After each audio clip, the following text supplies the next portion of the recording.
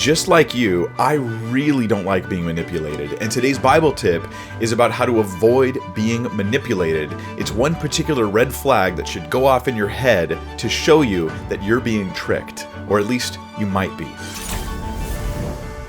I'm Mike Winger, and this is Wisdom in the Word, where we study the biblical art of wisdom. And today's Bible tip is about hearing both sides of a story. Proverbs 18 verse 17 says this, listen carefully, the first one to plead his cause seems right until his neighbor comes and examines him.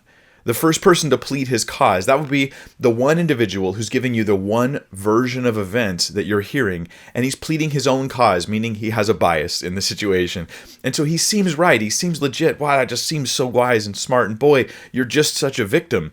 But then when you hear the other side of the story, you find out sometimes some of the details that they left out of their version of the story. So really, they do seem right to you. What this proverb is saying is, you won't necessarily be able to see through the deception that you've just heard. You have to hear the other side.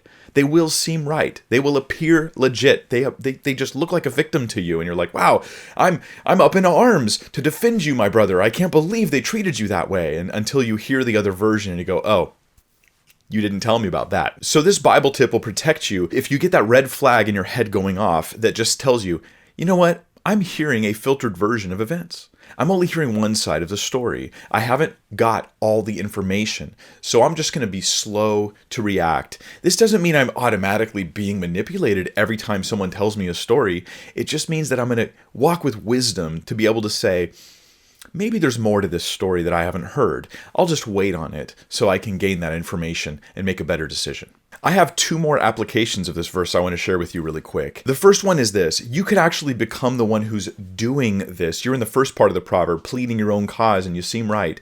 And you could do it to others. So be cautious that you're not the one who's out there manipulating others by giving them a distorted version of the truth. And the second application is this.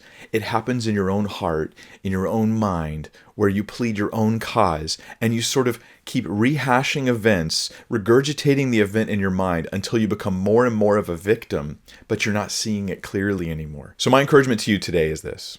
Speak truth, seek truth, don't just defend your cause.